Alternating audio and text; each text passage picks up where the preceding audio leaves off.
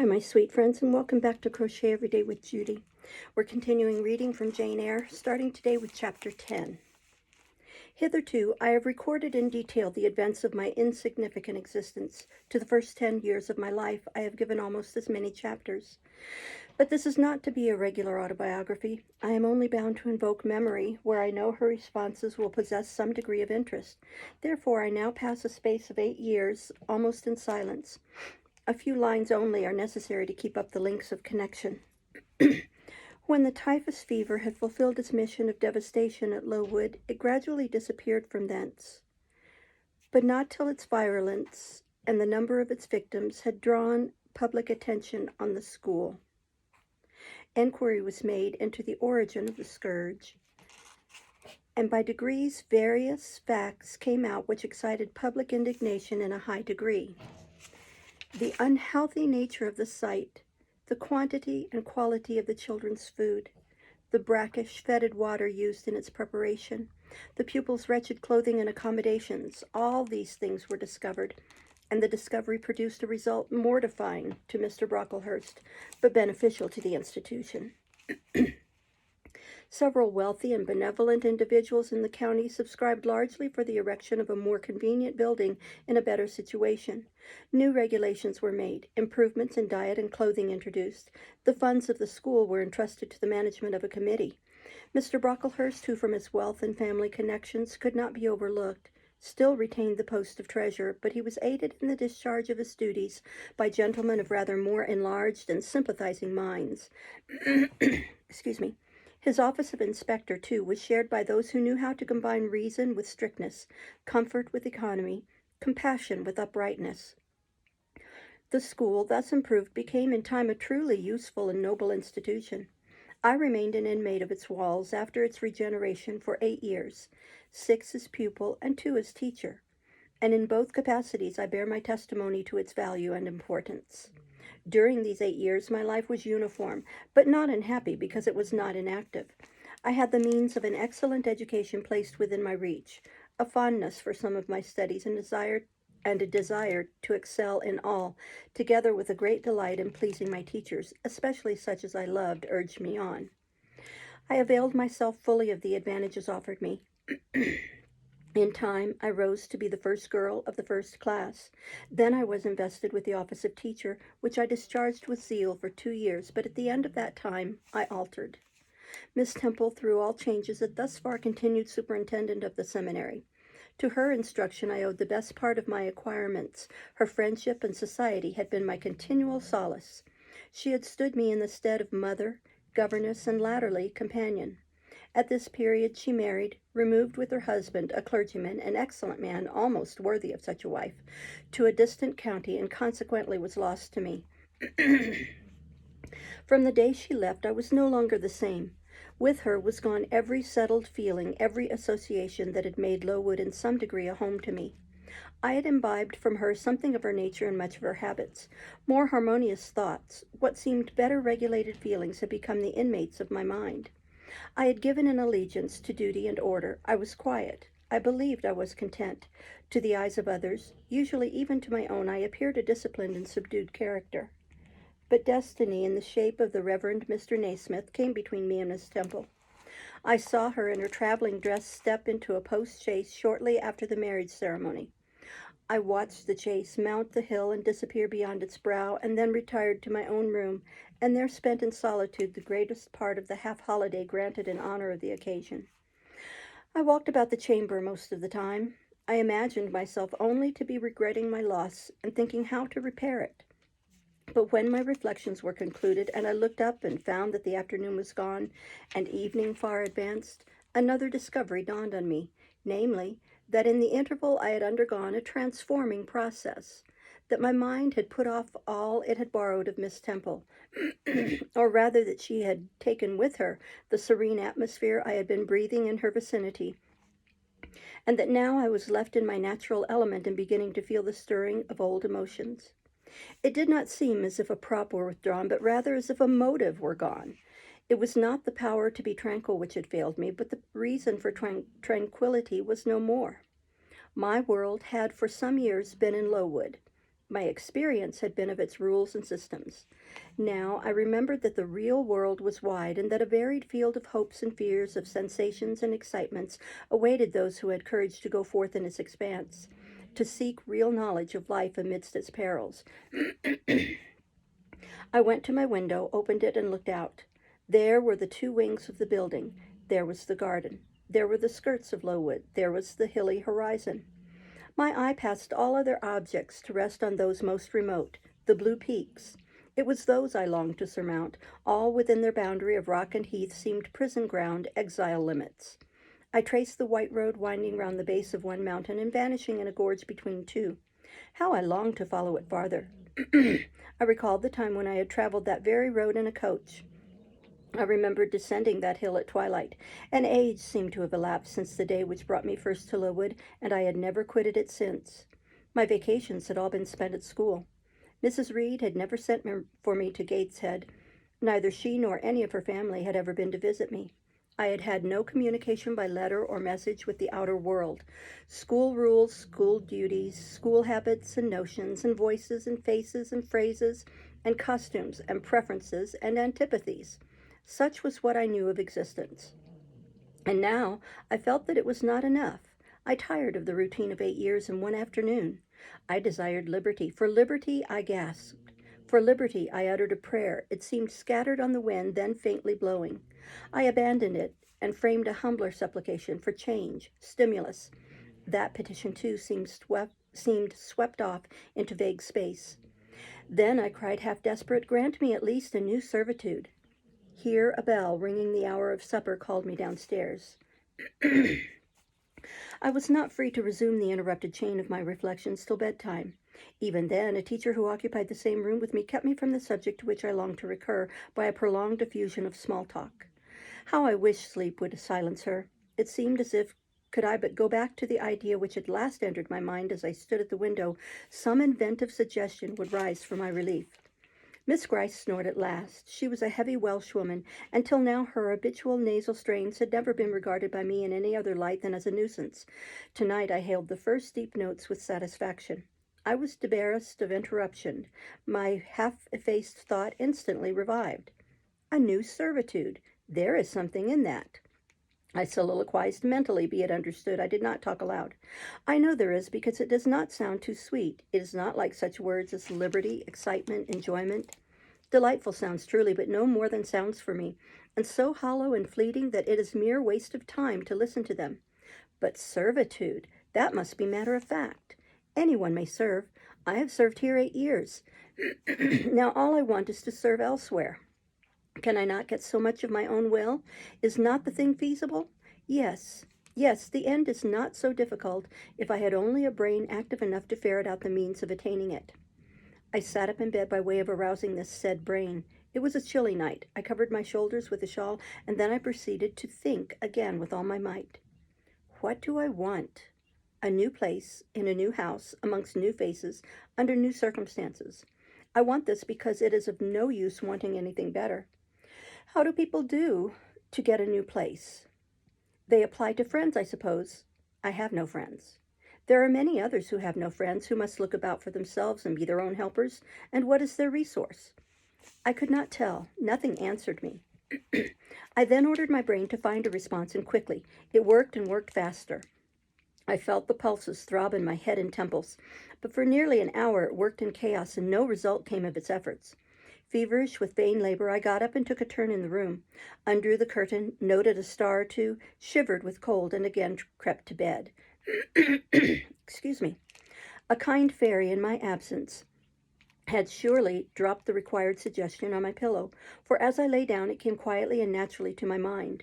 Those who want situations advertise. You must advertise in the Shire Herald. How? I know nothing about advertising. Replies rose smooth and prompt now. You must enclose the advertisement and the money to pay for it under a cover directed to the editor of the Herald. You must put it, the first opportunity you have, into the post at Loughton. Answers must be addressed to J.E. at the post office there. You can go and inquire in about a week after you send your letter if any are come, and act accordingly. This scheme I went over twice, thrice. It was then digested in my mind. I had it in a clear, practical form. I felt satisfied and fell asleep. With earliest day, I was up. I had my advertisement written, enclosed, and directed before the bell rang to rouse the school.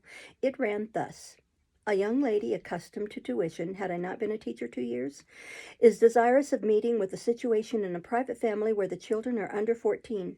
I thought that as I was barely 18, it would not do to undertake the guidance of pupils nearer my own age. She is qualified to teach the usual branches of a good English education, together with French, drawing, and music.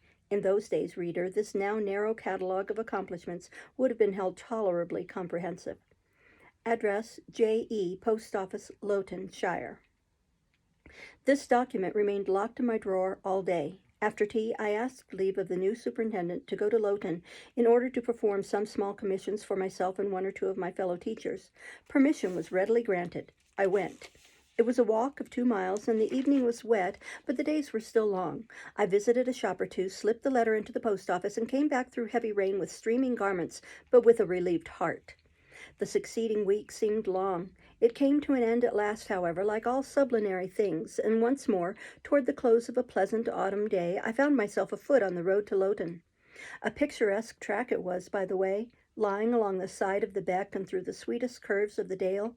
But that day I thought more of the letters that might or might not be awaiting me at the little burg whither I was bound, than of the charms of lea and water.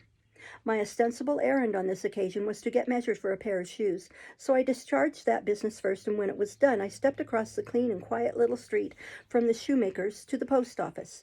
It was kept by an old dame who wore horn spectacles on her nose and black mittens on her hands. "Are there any letters for J.E.?" I asked. She peered at me over her spectacles, and then she opened a drawer and fumbled among its contents for a long time, so that my hopes began to falter. At last, having held the document before her glasses for nearly 5 minutes, she presented it across the counter, accompanying the act by another inquisitive and mistrustful glance. It was for J.E. "Is there only one?" I demanded. "There are no more," said she, and I put it in my pocket and turned my face homeward. I could not open it then. Rules obliged me to be back by 8, and it was already 7:30. Various duties awaited me on my arrival. I had to sit with the girls during their hour of study. Then it was my turn to read prayers, to see them to bed. Afterwards I supped with the other teachers. Even when we finally retired for the night, the inevitable Miss Gryce was still my companion. We had only a short end of candle in our candlestick, and I dreaded lest she should talk till it was all burnt out. Fortunately, however, the heavy supper she had eaten produced a soporific effect. She was already snoring before I had finished undressing. There still remained an inch of candle. I now took out my letter. The seal was an initial F. I broke it. The contents were brief. "If J.E., who was advertised in the Shire Herald of last Thursday, possesses the acquirements mentioned, and if she is in a position to give satisfactory references as to character and competency, a situation can be offered her where there is but one pupil, a little girl, under 10 years of age, and where the salary is £30 per annum. J.E. is requested to send references, name, address, and all particulars to the direction Mrs. Fairfax, Thornfield, near Millcote, Shire."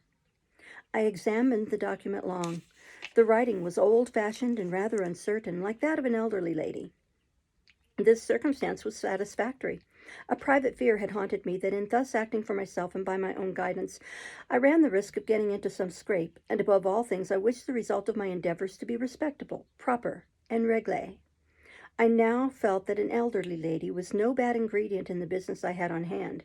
Mrs. Fairfax. I saw her in a black gown and widow's cap, frigid perhaps, but not uncivil. A model of elderly English respectability. Thornfield. That doubtless was the name of her house. A neat, orderly spot, I was sure, though I failed in my efforts to conceive a correct plan of the premises. Millcote, Shire. I brushed up my recollections of the map of England. Yes, I saw it, both the shire and the town. Shire was 70 miles nearer London than the remote county where I now resided. That was a recommendation to me. I longed to go where there was life and movement. Millcote was a large manufacturing town on the banks of the Eyre, a busy place enough, doubtless, so much the better. It would be a complete change at least. Not that my fancy was much captivated by the idea of long chimneys and clouds of smoke, but, I argued, Thornfield will probably be a good way from the town. Here the socket of the candle dropped and the wick went out. Next day, new steps were to be taken. My plans could no longer be confined to my own breast. I must impart them in order to achieve their success. Having sought and obtained an audience of the superintendent during the noontide recreation, I told her I had a prospect of getting a new situation where the salary would be double what I now received, for at Lowood I only got £15 per annum, and requested she would break the matter for me to Mr. Brocklehurst, or some of the committee, and ascertain whether they would permit me to mention them as references. She obligingly consented to act as mediatrix in the matter. The next day, she laid the affair before Mr. Brocklehurst, who said that Mrs. Reed must be written to, as she was my natural guardian. A note was accordingly addressed to that lady, who returned for answer that I might do as I pleased. She had long relinquished all interference in my affairs. This note went the round of the committee at last, after what appeared to me most tedious delay, formal leave was given me to better my condition as I could, and an assurance added that as I had always conducted myself well both as teacher and pupil at Lowood, a testimonial of character and capacity signed by the inspectors of that institution should forthwith be furnished me. This testimonial I accordingly received in about a month, forwarded a copy of it to Mrs. Fairfax, and got that lady's reply, stating that she was satisfied, and fixing that day fortnight as the period for my assuming the post of governess in her house. I now busied myself in preparations. The fortnight passed rapidly. I had not a very large wardrobe, though it was adequate to my wants, and the last day sufficed to pack my trunk, the same I had brought with me 8 years ago from Gateshead. The box was corded, the card nailed on. In half an hour the carrier was to call for it to take it to Lowton, whither I myself was to repair at an early hour the next morning to meet the coach. I had brushed my black stuff traveling dress, prepared my bonnet, gloves, and muff, sought in all my drawers to see that no article was left behind, and now, having nothing more to do, I sat down and tried to rest. I could not. Though I had been on foot all day, I could not now repose an instant. I was too much excited. A phase of my life was closing tonight, a new one opening tomorrow. Impossible to slumber in the interval. I must watch feverishly while the change was being accomplished. "Miss," said a servant who met me in the lobby, where I was wandering like a troubled spirit, "a person below wishes to see you." The carrier, no doubt, I thought, and ran downstairs without inquiry. I was passing the back parlor or teacher's sitting room, the door of which was half open, to go to the kitchen, when someone ran out. "It's her, I am sure. I could have told her anywhere," cried the individual who stopped my progress and took my hand. I looked. I saw a woman attired like a well-dressed servant, matronly, yet still young, very good-looking, with black hair and eyes and lively complexion. "Well, who is it?" she asked in a voice and with a smile I half recognized. "You've not quite forgotten me, I think, Miss Jane." In another second I was embracing and kissing her rapturously. "Bessie, Bessie, Bessie!" That was all I said, whereat she half laughed, half cried, and we both went into the parlor. By the fire stood a little fellow of 3 years old in plaid frock and trousers. "That is my little boy," said Bessie directly. "Then you were married, Bessie?" "Yes, nearly 5 years since, to Robert Levin, the coachman, and I've a little girl besides Bobby there that I've christened Jane." "And you don't live at Gateshead?" "I live at the lodge. The old porter has left." "Well, and how do they all get on? Tell me everything about them, Bessie. But sit down first, and Bobby, come and sit on my knee, will you?" But Bobby preferred sidling over to his mother. "You've not grown so very tall, Miss Jane, nor so very stout," continued Mrs. Levin. "I dare say they've not kept you too well at school. Miss Reed is the head and shoulders taller than you are, and Miss Georgiana would make 2 of you in breadth." "Georgiana is handsome, I suppose, Bessie?" "Very. She went up to London last winter with her mamma, and there everybody admired her, and a young lord fell in love with her, but his relations were against the match, and what do you think? He and Miss Georgiana made it up to run away, but they were found out and stopped. It was Miss Reed that found them out. I believe she was envious, and now she and her sister lead a cat-and-dog life together. They are always quarreling." "Well, and what of John Reed?" "Oh, he is not doing so well as his mamma could wish. He went to college, and he got plucked, I think they call it, and then his uncles wanted him to be a barrister and study the law, but he is such a dissipated young man, they will never make much of him, I think." "What does he look like?" "He is very tall. Some people call him a fine-looking young man, but he has such thick lips." "And Mrs. Reed?" "Mrs. looks stout and well enough in the face, but I think she's not quite easy in her mind. Mr. John's conduct does not please her. He spends a deal of money." "Did she send you here, Bessie?" "No, indeed, but I have long wanted to see you, and when I heard that there had been a letter from you, and that you were going to another part of the country, I thought I'd just set off and get a look at you before you were quite out of my reach." "I am afraid you are disappointed in me, Bessie." I said this laughing. I perceived that Bessie's glance, though it expressed regard, did in no shape denote admiration. "No, Miss Jane, not exactly. You are genteel enough. You look like a lady, and it is as much as ever I expected of you. You were no beauty as a child." I smiled at Bessie's frank answer. I felt that it was correct, but I confess I was not quite indifferent to its import. At 18, most people wish to please, and the conviction that they have not an exterior likely to second that desire brings anything but gratification. I dare say you are clever, though, continued Bessie by way of solace. What can you do? Can you play on the piano? A little. There was one in the room. Bessie went and opened it, and then asked me to sit down and give her a tune. I played a waltz or two, and she was charmed. The Miss Reeds could not play as well, said she exultingly. I always said you would surpass them in learning. And can you draw? That is one of my paintings over the chimney-piece. It was a landscape in watercolors of which I had made a present to the superintendent in acknowledgment of her obliging mediation with the committee on my behalf, and which she had framed and glazed. Well, that is beautiful, Miss Jane. It is as fine a picture as any Miss Reed's drawing master could paint, let alone the young ladies themselves, who could not come near it. And have you learnt French? Yes, Bessie, I can both read it and speak it. And you can work on muslin and canvas?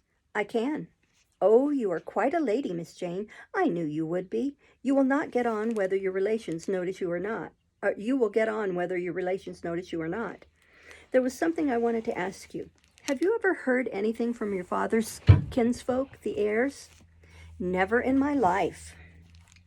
Well, you know, Mrs. always said they were poor and quite despicable, and they may be poor, but I believe they are as much gentry as the Reeds are. For one day, nearly 7 years ago, a Mr. Eyre came to Gateshead and wanted to see you. Mrs. said you were at school 50 miles off. He seemed so much disappointed, for he could not stay. He was going on a voyage to a foreign country, and the ship was to sail from London in a day or two.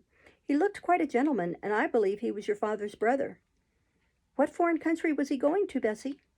An island thousands of miles off where they make wine. The butler did tell me. Madeira, I suggested. Yes, that is it. That is the very word. So he went? Yes, he did not stay many minutes in the house. Mrs. was very high with him. She called him afterwards a sneaking tradesman. My Robert believes he was a wine merchant. Very likely, I returned, or perhaps clerk or agent to a wine merchant. Bessie and I conversed about old times an hour longer, and then she was obliged to leave me. I saw her again for a few minutes the next morning at Lowton while I was waiting for the coach. We parted finally at the door of the Brocklehurst Arms there. Each went her separate way. She set off for the brow of Lowood Fell to meet the conveyance which was to take her back to Gateshead. I mounted the vehicle which was to bear me to new duties and a new life in the unknown environs of Millcote. We'll stop there and start next time with Chapter 11. Thank you for listening. Bye-bye.